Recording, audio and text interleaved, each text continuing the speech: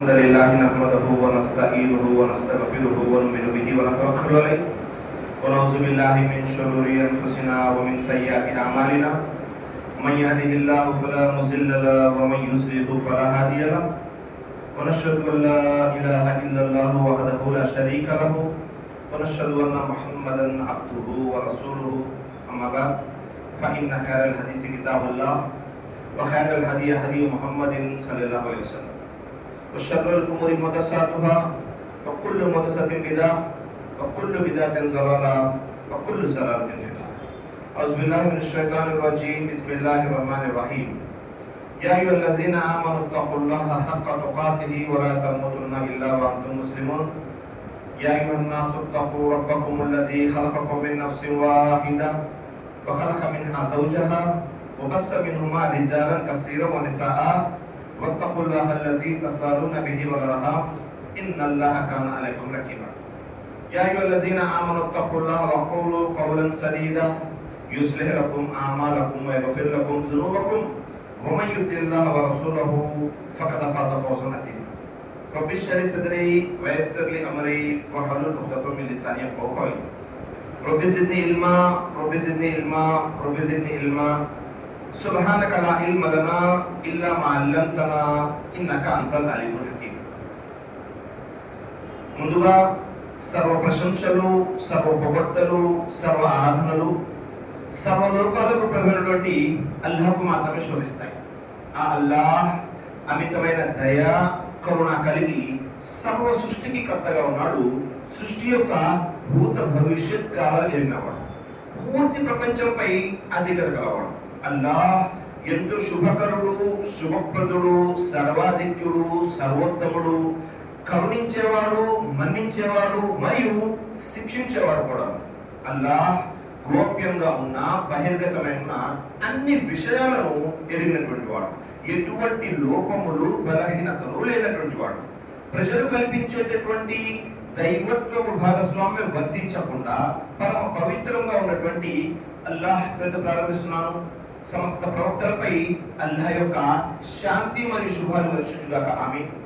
అలాగే నైతికతలో పూర్తి ప్రపంచానికి ఆదర్శనీయుడు, వక్తగా, ప్రవక్తగా, సంఘ సంస్కర్తగా, నాయకుడిగా, యోధుడుగా, స్నేహితుడుగా, ఇలా ఒకటేమిటి అన్ని రంగాలలో, అన్ని వేళల్లో, అన్ని ప్రదేశాలలో తన యొక్క వ్యక్తిత్వం ద్వారా ప్రజలందరినీ ఆకట్టుకున్నటువంటి మానవ మహోపకారి, విశ్వ ప్రవక్తల నాయకుడు, కారుణ్యమూర్తి, అంతిమ దైవ ప్రవక్త ముహమ్మద్ సల్లల్లాహు అలైహి వసల్లం.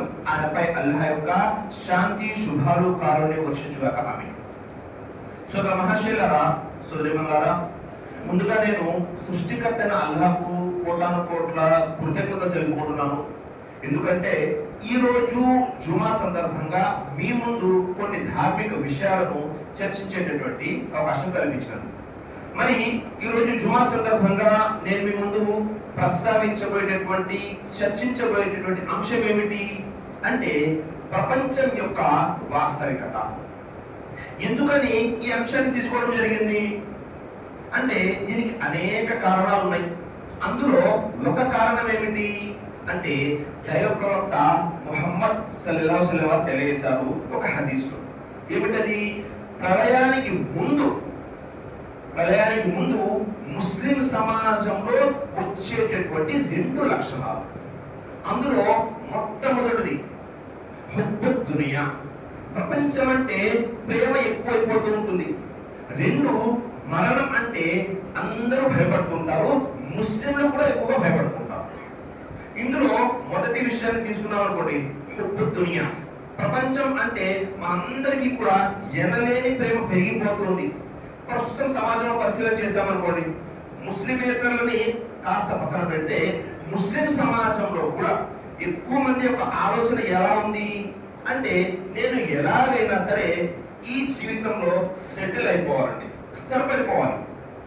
సొంత ఇళ్ళు ఉండాలి, సొంత కార్లు ఉండాలి, బంగారాలు, స్థలాలు, పొలాలు, బంగారం, వెండి, ఇలా అన్నీ ఉండాలి. ఎలాగైనా సరే సెటిల్ అవ్వాలి. తల్లిదండ్రులు అడిగామనుకోండి మీ పిల్లల గురించి, పిల్లల్ని మీరు బ్రతికుండగానే సెటిల్ చేసేయండి, స్థిరపరచండి. పిల్లలు అడిగామనుకోండి, నేను అలాగైనా పెళ్లికి ముందే సెటిల్ అయిపోవాలండి, పెళ్లి తర్వాత అంటే భార్య పిల్లలు అనేక రకాల పనులు ఉంటాయి, బాధ్యతలు ఉంటాయి. ప్రతి ఒక్కరు ఇలాగే ఆలోచిస్తున్నారు. మరి మనము ఏ విధంగా ఆలోచించాలి? ముస్లింలము మోమిన్లమైన మన యొక్క ఆలోచన తీరు ఏ విధంగా ఉండాలి? ఖురాన్ మరియు సహీహ్ హదీసులు ఏ విధంగా మనకు తాకీదు చేస్తున్నాయి అనే విషయాన్ని మనం పరిశీలన చేసామనుకోండి. ఖురాన్ గ్రంథంలో సృష్టికర్త అల్లాహ్ తెలియజేస్తున్నాడు.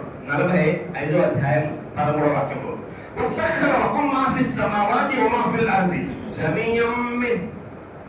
అర్థమేంటి అంటే సృష్టికర్త అయిన అల్లాహ్ తెలియజేస్తున్నాడు, ఆయన వైపు నుంచి ఈ పూర్తి ప్రపంచంలో అంటే ఈ భూమి ఆకాశము వీటి మధ్య సమస్తము కూడా అల్లాహ్ మనుషుల సేవ కొరకు, మన సేవ కొరకు ఉంచడం జరిగింది. అంటే ఇవన్నీ కూడా మన కోసమే ఉన్నాయి. భూమి ఆకాశం వీటి మధ్య సమస్తము కూడా అల్లాహ్ వాటిని మనం వాడుకోవడం కొరకు, జీవితం గడపడం కొరకు ఇవన్నీ కూడా సృష్టించాడు. కాబట్టి ఇహలోకంలో మనం జీవితం గడపాలి అంటే ఇవన్నీ కూడా వాడుకోవాలి అని తెలియజేస్తూ మరొక వాక్యంలో మనకు తాకీదు కూడా చేస్తున్నాడు. ఏమని తాకీదు చేస్తున్నాడు? జాగ్రత్తగా వినండి. మనుషుల్లో కొంతమందికి కొన్ని విషయాల పట్ల ఎక్కువగా ప్రేమ ఉంటుంది, ఎక్కువగా ఆకర్షణీయులు అవుతూ ఉంటారు. అందులో ముఖ్యమైనవి 6 విషయాలు ఉన్నాయి. మొట్టమొదటిది ఏమిటి అంటే మినన్ నిసాయి, స్త్రీలు. స్త్రీలు అంటే కొంతమందికి ఎక్కడ లేని మోజు, ప్రేమ అనే రకాలు ఉంటుంది. రెండో విషయం వల్ బనీనా అంటే సంతానం పట్ల ప్రేమ ఉంటుంది. అలాగే వల్ ఖనాతి లిల్ ముఖంతరతి, అలాగే మినస్ సహబి వల్ ఫిర్సతి వల్ లైలి ముసఫవతి వల్ అన్ఆమి వల్ హర్స్. మొట్టమొదటి స్త్రీలు, 2 మన యొక్క సంతానము, 3 ప్రోగు చేయబడ్డటువంటి వెండి బంగారు రాసులు, 4 మేలుజాతి గుర్రాలు, 5 పంట పొలాలు, 6వది మన యొక్క సంపద. అంటే పూర్వకాలంలో సంపద దేని మీద ఉండేది అంటే ఆవులు, మేకలు, గేదెలు, గుర్రాలు, వీటి ద్వారా పశువులు ఏవైతే పశువులు. ఈ 6 విషయాలు సృష్టికర్త అయిన అల్లాహ్ ఏం చేశాడు? ఈ ఇహలోకంలో పుట్టించాడు. ఈ పుట్టించిన తర్వాత మన యొక్క మనసుల్లో, మన యొక్క మెదడుల్లో ఉన్న విషయం ఏమిటి అంటే ప్రపంచంలో ఉన్నటువంటి వారందరూ ఏదో ఒక విషయంపై మోజులు పెంచుకుంటారు. కొంతమందికి స్త్రీలు అంటే మోజు, మరి కొంతమందికి సంతానం. చెబుతూ ఉంటారు, నాకు 12 మంది పిల్లలు, అందులో 10 మంది కుమారులు, పెద్ద సంతానం, బడా ఖాందాన్ అని తెలియజేస్తుంటారు.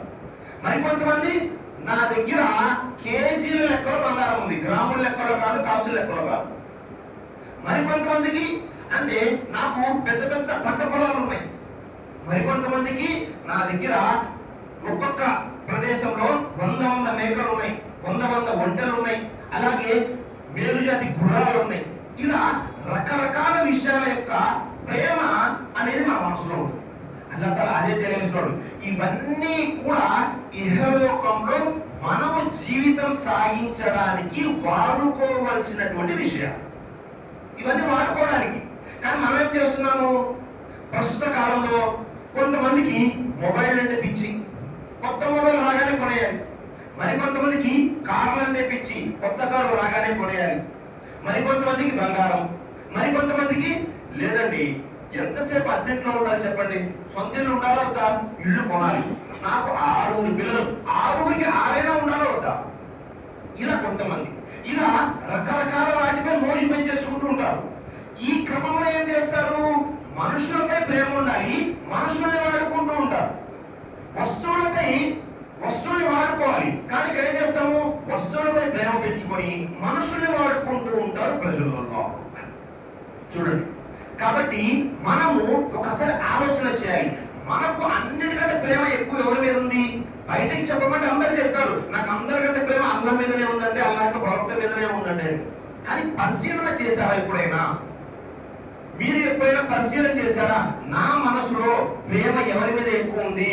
డబ్బు మీద ఉందా, బంగారం మీద ఉందా, స్త్రీలపై ఉందా అనేది ఒకవేళ పరిశీలన చేశారనుకోండి, దానికి తగ్గట్టుగా మనకు విషయం తెలుస్తుంది. ఇదే వాక్యం అల్లాహ్ తఆలా ఏం తెలియజేస్తున్నాడు? ఇవన్నీ కూడా ప్రపంచంలో వాడుకోవడం కోసం ఇచ్చినవి. మీరందరూ తిరిగి రావాల్సింది నా వైపునకే, అంటే అల్లాహ్ వైపునకే. అంటే మనం ఇక్కడ జీవితం గడపడానికి వచ్చాము. 30, 40, 50, 60, 70, ఇంకా బాగా అంటే 100, అంతకుమించి లేదు. మనం ఇక్కడ జీవితం గడపడానికి వచ్చాము. మనము యూటర్న్ తీసుకొని ఎక్కడికి వెళ్ళాలి? మళ్ళీ అల్లాహ్ దగ్గరికే వెళ్ళాలి. కాబట్టి జాగ్రత్తగా ఉండండి అని అల్లాహ్ తఆలా తెలియజేస్తూ మరొక వాక్యంలో తెలియజేస్తున్నాడు. ఏమని తెలియజేస్తున్నాడు?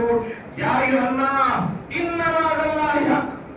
ఓ మానవులారా, జాగ్రత్తగా వినండి, అల్లాహ్ యొక్క వాగ్దానం సత్యమైంది. ఏమిటా వాగ్దానం? అల్లాహ్ తఆలా తెలియజేస్తున్నాడు, ఫలా తగుర్రకుముల్ హయాతుద్ దునియా. ఈ ప్రపంచం యొక్క వ్యామోహము మిమ్మల్ని ఏ మరుపాటులో పడవేయకూడదు. వలా తగుర్రకుముల్ బిల్లాహిల్ గరూర్. ఆ మాయలమారి శైతాన్ ఎవరైతే ఉన్నారో అతను కూడా మిమ్మల్ని మోసం చేయకూడదు. సుబ్హానల్లాహ్. అల్లాహ్ యొక్క వాగ్దానం ఏమిటి? మనం తిరిగి వెళ్ళవలసింది అల్లాహ్ వైపునకు, మనము పొందవలసింది స్వర్గము. ఈ విషయాన్ని ఎప్పుడు కూడా మనం మర్చిపోకూడదు. అందుకే అల్లాహ్ తఆలా తెలియజేశాడు, ఇన్న శైతాన లకుం అదువ్వున్ ఫత్తఖిజూహు అదువ్వా. నిస్సందేహంగా శైతాన్ మీ బద్ధ శత్రువు, మీరు కూడా అతని శత్రువుగానే పరిగణించండి, అందులో సందేహమే లేదు. మరి మనకు ఒకసారి పరిశీలన చేయండి. ఈ నెల 24వ తారీఖు, అవునా? ఈ నెలలో లేదా ఈ వారంలో ఎన్నిసార్లు మీకు గుర్తుంది శైతాను మన పెద్ద శత్రువు అని? అసలు గుర్తే లేదు, మర్చిపోతూ ఉంటాము. మనం తిరిగి వెళ్ళవలసింది అల్లాహ్ వైపునకు, అంటే ఆఖిరత్ వైపునకు, పరలోకం వైపునకు అని ఎంతమంది గుర్తుంది? అల్లాహ్ తఆలా ప్రతిసారి గుర్తు చేస్తున్నాడు, మీరు తిరిగి రావాల్సింది నా వైపునకే, శైతాన్ మీ పెద్ద శత్రువు, ఈ విషయం గుర్తు పెట్టుకోండి అని. అసలు మనం మర్చిపోయాము. మన పరిస్థితి ఎలా ఉంది అంటే ప్రతిరోజు తెల్లారుతుంది, ప్రతిరోజు సాయంత్రం అవుతుంది. నమాజ్ అలవాటు ఉన్నవాడు ప్రతిరోజు నమాజ్కి వస్తుంటారు, వెళ్తుంటారు. నమాజ్లో నుంచి వాళ్ళకి ఆలోచన ఎక్కడ ఉంటుంది? షాప్ లో కస్టమర్ వచ్చారేమో, ఆయన వస్తారన్నారు సుబ్బారావు గారు, వచ్చారేమో, ఇంకొకరు ఎవరో వచ్చారేమో, ఈ ఆలోచనలు. లేదా మరికొంతమందికి ఇంట్లో నా భార్య ఏం చేస్తుందో, పిల్లలు ఏం చేస్తున్నారో. మనము నమాజ్ అయితే చేస్తున్నాము, చేయని వాళ్ళ సంగతి వాళ్ళు పక్కన పెడితే చేస్తున్న వాళ్ళలో కూడా ఎక్కువ శాతం మంది యొక్క ఆలోచన మనం ఇక్కడ ఉన్నాము, కానీ మన యొక్క బుద్ధి వివేకాలు, మనస్సు, ఆలోచన, మెదడు అంతా వేరే చాపు. అందుకే ఏమవుతుంది? జుమా కుట్ట ఉంది, ప్రతిరోజు 4 రకాల జోహర్ నమాజ్ చేస్తాం. జుమా రోజు ఎందుకు 2 రకాలే చేస్తాము? ఆ మిగతా 2 రకాల పుణ్యము ఇక్కడ ఖతీబ్ ఎవరైతే నుంచొని ప్రసంగం చేస్తారో అలా అందులో పెట్టాడు. మరి ప్రతి జుమా ప్రపంచంలో ఎవ్వరికి లేనటువంటి ఒక మంచి పద్ధతి అల్లాహ్ మనకిచ్చాడు, దైవప్రవక్త మనకిచ్చారు. అదేమిటి? మీరు నేను మర్చిపోతూ ఉంటాము, మన మనసులో కూడా తుప్పు అనేది వస్తుంటుంది. అది పోగొట్టుకోవడానికి ప్రతి వారం జుమా పరంగా మనల్ని మనం సరిదిద్దుకోవాలి. చెప్పేవారు చెప్పే విషయంలో సరిదిద్దుకోవాలి, వినేటటువంటి వారు వినే విషయంలో సరిదిద్దుకోవాలి. మరి మన సంస్కరణ అనేది జరుగుతూ ఉందా లేదా అంటే జుమాలు వస్తున్నాయి, వెళ్తున్నాయి. ఒక్కసారి పరిశీలన చేయండి. ఇక్కడ 5 సంవత్సరాల నుంచి 60-70 సంవత్సరాలు వచ్చిన వారు ఉన్నారు. మన జీవితంలో ఎన్ని జుమాలు జరిగాయి? 1, 2, 3 లెక్క వేసుకుంటూ వెళ్తే చాలా అయిపోతాయి. ఇన్ని జుమాలలో ఎన్ని జుమాలు గుర్తున్నాయి? ఎన్ని అంశాలు గుర్తున్నాయి? పొరపాటును ప్రశ్నించామనుకోండి, పోయిన వారము మన మస్జిద్ ఇమాం గారు ఏ జుమా ప్రసంగం చేశారు? ఇలా మాషాల్లా 1-2 తప్ప మిగతా వాళ్ళందరూ మర్చిపోయి ఉంటారు. ఎందుకని? జుమా అయిపోయింది అంటే ఇంకా ప్రసంగం క్లోజ్ చేయలేదండి గురువు గారు, ఆకలేసేస్తుంది అని ఆలోచనలో ఉంటాము. జుమా అయ్యింది, సున్నత్ కూడా అవదు, వెంటనే పరిగెత్తుకుంటూ వెళ్తారు, గబగబా అన్నం తినే. సాయంత్రానికి చెప్పిన విషయాలని మర్చిపోతారు. కాబట్టి మనం ఒకవేళ ఈ విధమైన ఆలోచనలు ఉన్నామనుకోండి, ప్రయోజనం లేదు. ఇలాంటి జుమాలు ఎన్ని జరిగినా ప్రయోజనం లేదు. జుమాల ద్వారా లాభం జరగాలి అంటే మన బుద్ధి వివేకాలన్నీ కూడా ఒక దగ్గర పెట్టుకొని మనం చెబుతున్నటువంటి విషయంపై ఆసక్తి చూపించాలి, చెప్పేటటువంటి విషయంపై మనం శ్రద్ధ చూపించాలి. అప్పుడు విషయం అర్థమవుతుంది. ఈ ప్రపంచం యొక్క ఉదాహరణ ఎలాంటి ఉదాహరణ? సృష్టికర్త వల్ల ఖురాన్ గ్రంథం తెలియజేస్తున్నాడు. ఏమని తెలియజేస్తున్నాడు? ఇన్నమా మసలుల్ హయాతుద్ దునియా, ఈ ప్రపంచం యొక్క ఉదాహరణ ఎలా ఉంది అంటే, ఆకాశం నుంచి వర్షం కురుస్తుంది. కురిసినప్పుడు రైతుల యొక్క పొలం ఏదైతే ఉంటుందో అది బాగా పచ్చగా పెరుగుతూ ఉంటుంది. ఇక ఆ రైతులు కానీ ఆ స్థలం యొక్క యజమానులు కానీ అమ్మయ్య ఇక మనకు లాభం వచ్చేసింది అనుకుంటుంటారు. అకస్మాత్తుగా అల్లాహ్ వైపు నుంచి ఏదో ఒక విపత్తు వచ్చి పడుతుంది. అసలు ఇక్కడ పంట అనేది ఉందా లేదా, పొలం అనేది ఉందా లేదా అన్నది కూడా తెలియకుండా పూర్తిగా నాశనం అయిపోతుంది. ఈ ఇహలోక జీవితం ఇలాంటిదే. ఒకసారి పరిశీలన చేయండి. మన జీవితంలో కూడా అనేక మంది జ్ఞానవంతులైనా అజ్ఞానులైనా మోమినులైనా కాఫీలైనా అనేక మంది జీవితాల్లో కొన్ని సంఘటనలు అనుకోకుండా జరుగుతూ ఉంటాయి. అనేక మందికి సంతానం అంటే ప్రేమ, అనేక మందికి ఇళ్ళంటే ప్రేమ. సంతానం మీద ప్రేమ ఉన్నవారు ఎలాగైనా నేను పడ్డ కష్టాలు మా వాడు పడకూడదండి అని వాళ్ళని ఎంటెక్కో బీటెక్కో ఇంకేదో చేపిస్తారు, యుఎస్ పంపిస్తారు, ఎంఎస్ చేస్తారు, అంతా అయిపోతుంది. అమ్మయ్య ఉద్యోగం వచ్చేసింది, నెలకు 5 లక్షలు శాలరీ, ఇంకా రేపు మాకు పెళ్లి చేద్దాం అనుకుంటున్నారు. అప్పుడేమవుతుంది, అనుకోకుండా ఆ వ్యక్తి యాక్సిడెంట్ లో చనిపోతాడు. జీవితం అంతా అతలాకుతలం అయిపోతుంది. ఇక నేను ముసలివాడిని అయిపోయాను, నా కుమారుడి మీద ఆధారపడదాము అనేలోపు పూర్తిగా మారిపోతుంది. ప్రపంచం ఇలాగే ఉంటుంది. ఎప్పుడు ఏది ఎలా జరుగుతుంది ఎవరు ఊహించలేరు. అలాగే సొంతలు లేదండి, ఎలాగైనా ఉయ్యూరు నగరం సొంతలు కొనాలి అని స్థలం తీసుకున్నారు. మీకు నచ్చినట్లుగా ఇంటీరియర్ అంతా చేయించారు. ఇంకా రేపే అందరికి దావా చెప్పేశారు మస్జిద్ ముసలిలకి. ఏమని, మనం ఇంట్లోకి వెళ్తామంటే అందరికి దావతుంది అన్నారు. ఇంకా రేపు వెళ్తామనగా ఈ రోజు ఏ వ్యక్తి అయితే ఇల్లు కట్టాడో ఆ వ్యక్తి చనిపోతాడు. ఆ వ్యక్తి సొంత ఇంటిలోకి వెళ్దాం అనుకుంటున్నాడు, తిన్నగా సమాధి గర్భంలోకి వెళ్ళిపోయాడు. ఇలాంటి సంఘటనలు ఎన్ని జరిగినాయి మీ జీవితంలో, నా జీవితంలో? మరి ఇలాంటి సంఘటనల ద్వారా మనం ఏమైనా నేర్చుకుంటున్నామా లేదా? ఏమి నేర్చుకోవడం లేదు. అందుకే సృష్టికర్త అల్లాహ్ తఆలా ఖురాన్ గ్రంథంలో తెలియజేస్తున్నాడు. ఏమని తెలియజేస్తున్నాడు? వమల్ హయాతు దున్యా ఇల్లా మతాఉల్ గురూర్. ఈ ప్రపంచము ఒక మాయా తడిక తప్ప ఏమీ కాదు. ప్రపంచం అంటేనే మాయ. గుర్తుపెట్టుకోండి. ఎలాగా? ఉదాహరణకి ఇప్పుడు ఈ మెంబర్ పై నేను నుంచి ప్రసంగం చేస్తున్నాను. నాకంటే ముందు ఎంతమంది ప్రసంగాలు చేస్తుంటారు? ఎంతమంది ఇమాములు ఖతీబులు వచ్చుంటారు? నా తర్వాత అనేక మంది వస్తారు. ఉదాహరణకి మన మస్జిద్ పక్కనే స్థలం ఉంది. ఎవరి పేరు మీద ఉంది? ఉదాహరణకి అబ్దుల్లా అన్న పేరు మీద ఉంది అనుకున్నాం. నిన్నటి వరకు అంటే ఆ అబ్దుల్లా పేరు మీద రిజిస్ట్రేషన్ అవ్వకముందు ఎవరి పేరు మీద ఉంది? ఇంకెవరి పేరు మీద ఉంది? రేపు మరొకరి పేరు మీద. చూడండి, ఈ ఇహలోకంలో దేనికోసమైతే మనం కష్టపడుతున్నామో, ధనము, స్థలాలు, పొలాలు, భార్యలు, పిల్లలు, ఇవన్నీ కూడా ఇక్కడ వదిలి వెళ్ళడమే. స్థలాలు ఇక్కడే ఉంటాయి, పేర్లు మారుతా ఉంటుంది. ఇవాళ అబ్దుల్లా పేరు మీద ఉంది, రేపు పేరు మీదకి వెళ్ళిపోతుంది. స్థలం ఏమైనా మనతో కూడా శ్మశానంలోకి వస్తుందా? బంగారం ఏమైనా వస్తుందా? అన్ని వదిలి వెళ్ళాలి. శ్మశానంలో ఏమీ మనతో రావు. ఇది మాయా ప్రపంచం. అందుకే ఇబ్నుల్ ఖయ్యిమ్ రహిమహుల్లాహ్ ఏమన్నారు తెలుసా? ఈ ప్రపంచాన్ని ఒక వ్యభిచారం చేసే స్త్రీతో పోల్చడం జరిగింది. ఎందుకని? ఆ వ్యభిచారం చేసే స్త్రీ ప్రతిరోజు తన యజమాని మార్చుకుంటుంటుంది.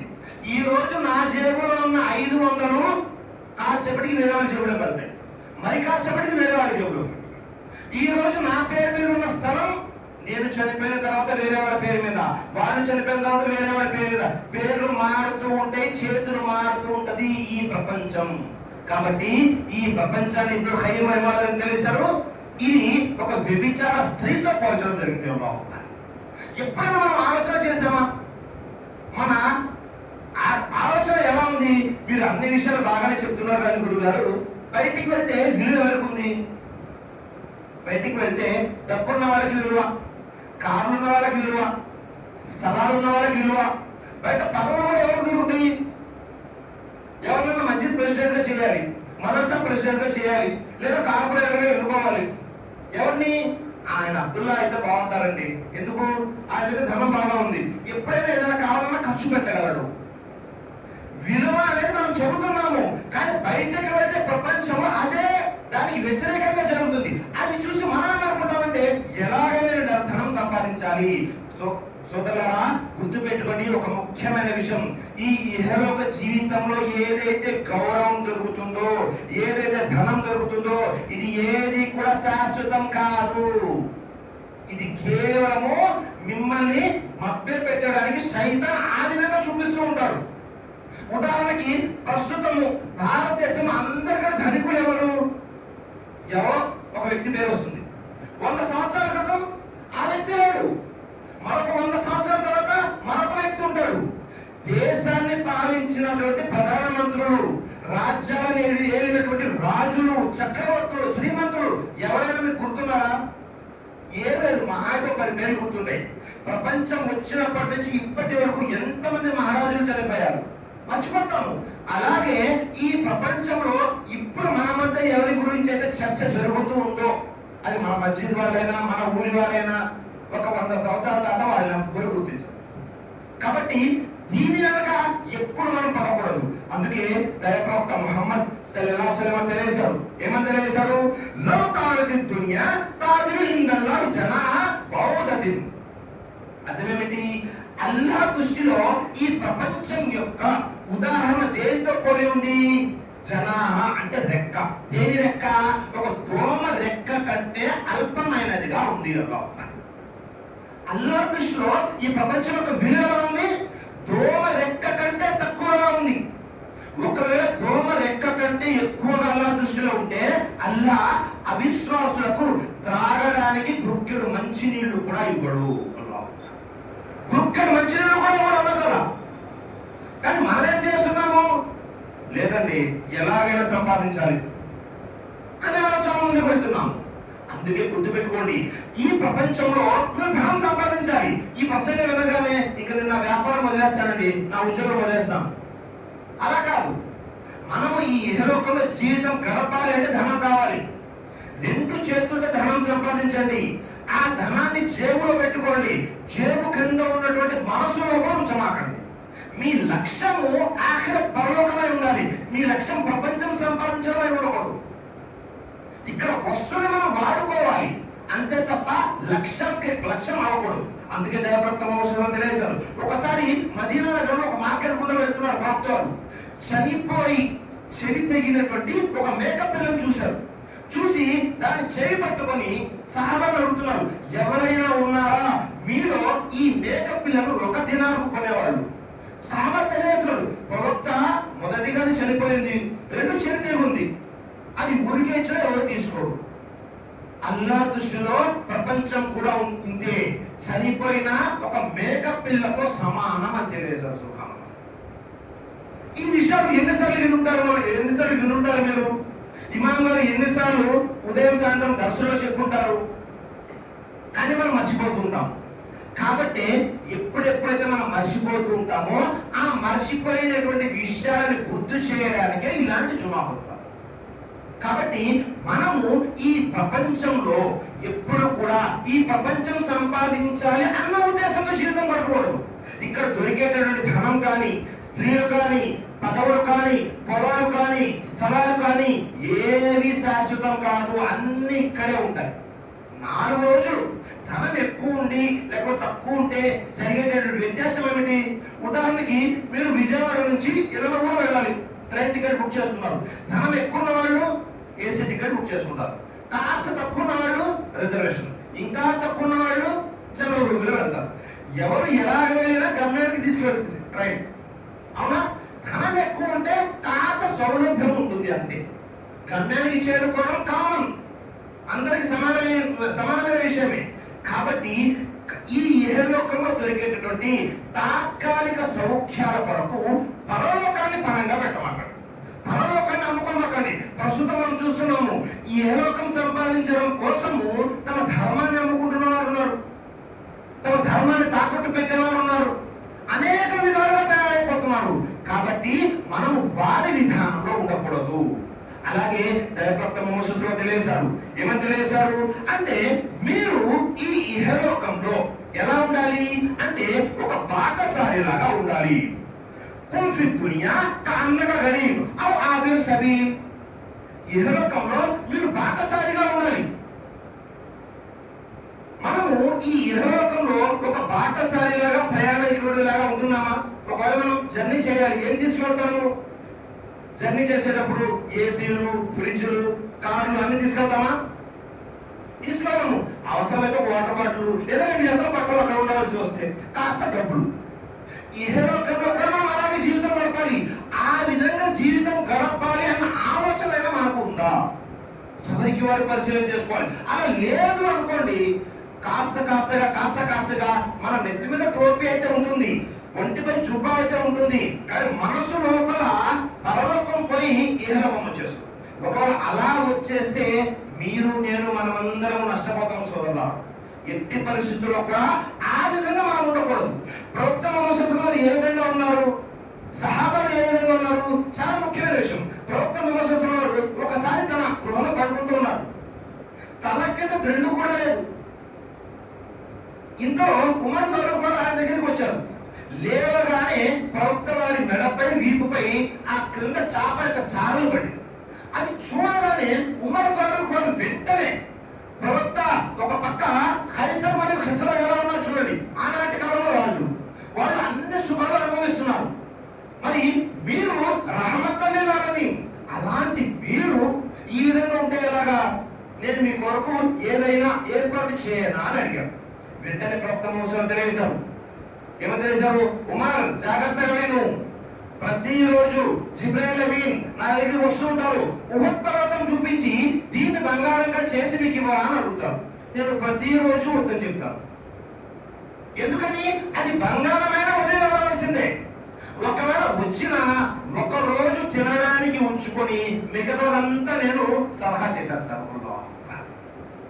ఒకసారి ఊహించండి, ఈ ఆలోచన మనలో ఉందా? ఆలోచన కూడా లేదు మనలో. ప్రవక్తలు ఇలా ఉన్నారు, సహాబాలు ఎలా ఉన్నారు? సహాబాలు అల్లాహు అక్బర్, అందుకే అల్లాహ్ తఆలా రజియల్లాహు అన్హు అని తెలియజేశాడు. అల్లాహ్ వారితో సంతృప్తి చెందాడు. వీరు కూడా అల్లాహ్ తో సంతృప్తి చెందారు. సహాబాలు ఎలా ఉన్నారు అంటే మనం పరిశీలన చేస్తే చివరి విషయం చెప్పేసి ఇన్షాల్లాహ్ ముగించేస్తాం. తల్హా బిన్ ఉబైదుల్లా రజియల్లాహు అన్హు సహాబీ. ఈయన ముహాజిర్ సహాబీ. ఎలాంటి ముహాజిర్ సహాబీ? ప్రవక్త ముహమ్మద్ సల్లల్లాహు అలైహి వసల్లం ఇహలోకంలోనే 10 మంది స్వర్గవాసులు అషరే ముబషరా అని తెలియజేసినటువంటి సహాబీ. ఇహలోకంలో సర్టిఫికెట్ వచ్చేసింది, ఈయన స్వర్గవాసి అని. అలాంటి సహాబీ ఒకరోజు వ్యాపారం చేసి వచ్చారు. లాభం వచ్చింది. ఎంత లాభం వచ్చింది? 70 లక్షల దిర్హములు లాభం వచ్చింది. ఇంటికి వచ్చారు, ఇషా నమాజ్ అయిపోయింది, వెళ్ళిపోయారు, పడుకుంటున్నారు. నిద్ర పట్టడం లేదు. కాసేపటికి లేచారు, అటు ఇటు తిరుగుతున్నారు టెన్షన్తో, ఆందోళనతో.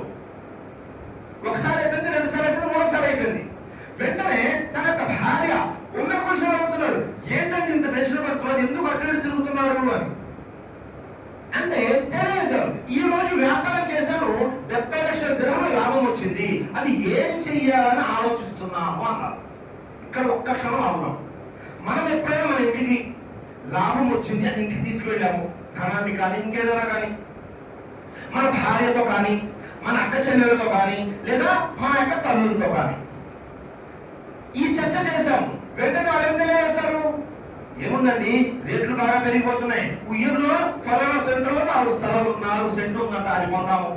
లేదా అమ్మాయి పెళ్లికి వచ్చింది కాబట్టి బంగారం కొందాము. లేదా బాబుకి ఏదైనా మంచి వ్యాపారం పెట్టేద్దాం. అడిగితే సమాధానం ఇలాగే వస్తుంది, అవునా? ఇక్కడ ఉమ్మే పురుషులు ఏం తెలియజేశారు? తల్హా బిన్ ఉబైదుల్లా రజియల్లాహు అన్హు యొక్క భార్య సతీమణి, మీరు ఎందుకంటే అంత కంగారు పడతారు? కంగారు పడమాకండి. ఈ 70 లక్షల దిర్హములు తెల్లవారేసరిగా పూర్తిగా పనిచేద్దాం. ప్రజలు పూర్తిగా పనిచేద్దాం. ఎప్పుడైనా మనము మన భార్యలతో దాన ధర్మాల గురించి డిస్కస్ చేసామా? రంజాన్ వస్తుంది వెళ్తుంది, బక్రీద్ వస్తుంది వెళ్తుంది, అవునా? ఈదుల్ అజా, ఈదుల్ ఫితర్ వస్తున్నాయి వెళ్తున్నాయి. ఏ రోజున దాన ధర్మాల గురించి చర్చించామా? ఇళ్ళ మాషాలా చర్చించే వాళ్ళు ఉంటారు, కానీ తక్కువ మంది ఉంటారు. ఎక్కువ మంది పండగ వచ్చింది అంటే షాపింగ్ ఎక్కడ చేయాలి, పండగ వచ్చింది అంటే నగలు ఎక్కడ కొనాలి, ఇంకేంటో మాట్లాడుకుంటుంటారు. ఇక్కడ చూడండి, ఉమ్మే కొంచెం ఎలా ఉన్నారు చూడండి, తల్హా బిన్ ఉబైదుల్లా రజియల్లాహు అన్హు ఎలా ఉన్నారు చూడండి. వెంటనే తల్హా బిన్ ఉబైదుల్లా రజియల్లాహు అన్హు తెలియజేస్తున్నారు, మీ నాన్న ఎంత భక్తి పరాయణుడో నీవు కూడా అంతే. ఇంతకు ఉమ్మే కొంచెం యొక్క నాన్న ఎవరు? అబూబకర్ సిద్దీక్ రజియల్లాహు అన్హు. ఒక్కసారి ఊహించండి, మామ ఎలా ఉన్నాడు, భర్త ఎలా ఉన్నాడు, భార్య ఎలా ఉంది. ఇవన్నీ ఆహా ఓ అని చెప్పుకొని వినడానికేనా? ప్రాక్టికల్ గా చేయడానికి కాదు, ఖచ్చితంగా చేయాలి. మనము వివాహాలు ఎంత ఉంది, ఎవరు ఎంత నమాజా, ఎవరు ఎంత దీని ఉందని చూడాలి. మనం ఏం చేస్తాము, ఎవరు ఎంత సంపాదిస్తున్నారు, బ్యాంక్ బ్యాలెన్స్ ఉంటుంది, బ్యాక్గ్రౌండ్ అలా ఇదే చూస్తుంటాము. పొరపాటు ఏదైనా సంబంధం వచ్చింది అనుకోండి, అమ్మాయి మంచిదే, అబ్బాయి మంచివాడే, కానీ సంబంధం ఏదైనా చూడు మా స్టేటస్ కి తగ్గట్టుగా లేదండి. చూసారా? ఒకవేళ మనం అలాగే ఉన్నామనుకోండి, ఒకవేళ ఊహించుకోండి, మీరు నేను స్వర్గానికి వెళ్ళాలంట, ఎంత కష్టపడుతున్నాం, ఎందుకు స్వర్గానికి వెళ్ళడానికి కదా. మరి స్వర్గానికి వెళ్ళాలి అంటే స్వర్గంలో తలహాబి ఉబైదుల్లా రజల్లాహు అన్హు మీరు నేను పురుషులము, స్త్రీలలో ఉమ్మె పురుషులతో స్వర్గం పంచుకోవాలి అంటే వారు చేసిన త్యాగాలలో పూర్తిగా కాకపోయినా ఒక 5-10% చేయాలి కదా. ఏమి చేయకుండా ఒకే స్వర్గంలో తలహాబి ఉబైదుల్లా మీరు నేను ఉండగలమా? సాధ్యమేనా? కష్టపడి స్వర్గాన్ని సంపాదించుకున్నవారు ఏమి చేయకుండా ఊరికే స్వర్గం ఊహించండి ఒకసారి. వారితో స్వర్గం పంచుకోవాలంటే ఈ విషయాలు ముందు మనకు తెలియాలి. మనకు ఉన్న దాంట్లో ఎంతో కొంత చేయాలి. అసలు ఏమి చేయకుండా, ఉదాహరణకి జుమా వచ్చింది, ఎలా జరిగింది, ఏమైనా ఎలా జరిగింది అంటే ఈ రోజు మస్జిద్ అంటే లేదా మదర్సా చందా ఒక 10,000 తీసివేశారు, ఇంటికి వెళ్ళారు. ఈ రోజు మస్జిద్ గురించి చందా చెప్పారు, మదర్సా గురించి చెప్పారు, 10,000 వేసేసారు. నువ్వు వేస్తే 500 వేయాలి, 10,000 వేసేసావా, నెల సాలరీ మొత్తం వేసేసావా? సహాబాలేమో జీవితంలో సంపాదించిందంతా ఇచ్చేస్తున్నారు, మనం ఒక నెల సాలరీ ఇవ్వడానికి కూడా ఆలోచిస్తున్నాము. పొరపాటున పురుషులు ఇచ్చేస్తే ఇక ఆ నెలంతా వాళ్ళకి ఇంట్లో మనశ్శాంతి అనేది ఉండదు. ఇచ్చే ఆలోచన మనలో ఉందా? పరిశీలన చేసుకోండి సోదరులారా. ఈ ప్రపంచం అనేది ఒక మాయా తడిక తప్ప ఏమీ కాదు. అందుకే సృష్టికర్త అల్లాహ్ తెలియజేస్తున్నాడు, యా అయ్యుహల్లజీనా, ఓ మానవులారా, మీరు రేపటి కొరకు ఏమి సిద్ధం చేసుకున్నారో ఒకసారి చూసుకోండి. రేపు అంటే తీర్పు దినం కొరకు ఏమి సిద్ధం చేసుకున్నారో జాగ్రత్తగా చూసుకోండి. ఒకవేళ దాని కొరకు మనం ఇక్కడ ఏమి సంపాదించుకోలేదనుకోండి, ఈ ఇహలోకం అంటే ధనం సంపాదించడము, భార్యలు, ఇవి మాత్రమే కాదు, దానికంటే ముఖ్యమైనవి పుణ్యాలు సంపాదించడము. ఆ పుణ్యాలు పరలోకంలో పనికొస్తాయి. పరలోకంలో పోయిన తర్వాత నేను అక్కడ సంపాదించాలంటే కుదరదు. సంపాదన అంతా ఇక్కడే, అది పుణ్యాలైనా పాపాలైనా. ఒకవేళ మీ దగ్గర ఇహలోకంలో ధనం పోయింది, భార్యలు లేరు, పిల్లలు లేరు, ఆస్తి, హోదాలు, పదవులు అన్ని పోయి, మీ దగ్గర ఈమాన్ ఉందా అల్హమ్దులిల్లాహ్, మీ దగ్గర ఇస్లాం ఉందా అల్హమ్దులిల్లాహ్, మీరు ప్రతిరోజు అడుగుకొని నమాజ్ చేయగలుగుతున్నారు అల్హమ్దులిల్లాహ్. ఒకవేళ ఇది లేకుండా పూర్తి ప్రపంచం మీ కాళ్ళ దగ్గర ఉన్న ఎలాంటి ప్రయోజనం లేదు. చివరి విషయం అదేమిటి, ప్రతిసారి మనం వింటుంటాము లేకపోతే మోసే హదీస్, ఆయిషా సిద్దికా రజల్లాహు అన్హా వారి కరణం ఏం తెలియజేశారు ప్రవక్తారు, ప్రతిరోజు ఫజర్ నమాజ్ లో, ప్రతిరోజు ఫజర్ జరుగుతుంది కదా, ఫజర్ నమాజ్ లో ఫరజ్ కంటే ముందు జరిగే 2 రకాల సున్నత్ యొక్క విలువ ఎంత? పూర్తి ప్రపంచంలో ఉన్న ధనము, అన్ని వెండి బంగారం అంతా కలుపుకున్న ఈ 2 రకాల నమాజ్ కి సరితూగు. అవునా? చాలా సార్లు వినుంటారు. గుండెల మీద చేయి వేసుకొని పరిశీలన చేయండి, జుమా అల్హమ్దులిల్లాహ్ పూర్తిగా నిండిపోయారు. ఈ రోజు ఫజర్ నమాజ్ లో ఎంతమంది మస్జిద్లో నమాజ్ చేశారు పురుషులు? ఎంతమంది స్త్రీలు తమ భర్తని లేపారు, పిల్లల్ని లేపారు నమాజ్ వెళ్ళమని? మీకు అనారోగ్యం ఉంది, ప్రయాణం ఉన్నారో అది వేరే విషయం, అది వదిలేయండి. అన్ని బాగుండి కూడా ఎంతమంది వచ్చారు? ఏ మస్జిద్ అయినా వెళ్ళండి, ఒక సఫ్ 2 సఫ్లే ఉంటారు జనాలు ఫజర్ నమాజ్ లో. జుమా వచ్చిందంటే పూర్తిగా నిండిపోతారు. అంటే మన జుమా ఒక్కటే ఫరదా? ప్రతిరోజు 5 పూటల నమాజ్ ఫరజ్ కాదా? వింటూ ఉంటాము. సహాబాలు ఎలా విన్నారు, హదీసుల్ని ఎలా అర్థం చేసుకున్నారు, ఎలా ఇంప్లిమెంట్ చేశారు, ఎలా అనుసరించారు. మరి మీరు నేను ఎలా చేస్తున్నాము? ఒకవేళ మన జీవితంలో నమాజ్ అనేది లేదనుకోండి, ఇక మనము ముస్లింలను చెప్పుకోవడానికి కానీ మోమినులను చెప్పుకోవడానికి అర్హులమా? ఎవరికి వారు పరిశీలన చేసుకోవాలి. కాబట్టి సృష్టికర్తను అల్లాహ్తో దుఆ చేస్తున్నాను, అల్లాహ్ చెప్పేదానికంటే వినేదానికంటే ఆచరించేటటువంటి సద్బుద్ధిని మీకు నాకు మనందరికీ ప్రసాదించుగాక. ఆమీన్. ఈ ప్రసంగంలో ఏవేవైతే ఖురాన్ మరియు సహీ హదీస్ ప్రకారం ఉన్నాయో ఆ విషయాలన్నీ కూడా ఆచరించే భాగ్యాన్ని కలిగించుగాక. ఆమీన్. అలాగే అల్లాహ్ మేము ఎలాగైతే ఇక్కడ కూర్చున్నామో అలాగే స్వర్గంలో సహాబాలతో కూర్చునే భాగ్యాన్ని కలిగించు. ఆమీన్. అలాగే సహాబాలు ఏవైతే త్యాగాలు చేశారో, ఏవైతే నిన్ను సంతృప్తి పరిచే పనులు చేశారో వాటిలో కొన్ని మేము చేసేటటువంటి అవకాశాన్ని కూడా కల్పించు ఆమీన్. ఎవరెవరైతే అనారోగ్యంతో ఉన్నారో అల్లాహ్ వాళ్ళందరికీ మంచి ఆరోగ్యాన్ని ప్రసాదించుగాక ఆమీన్.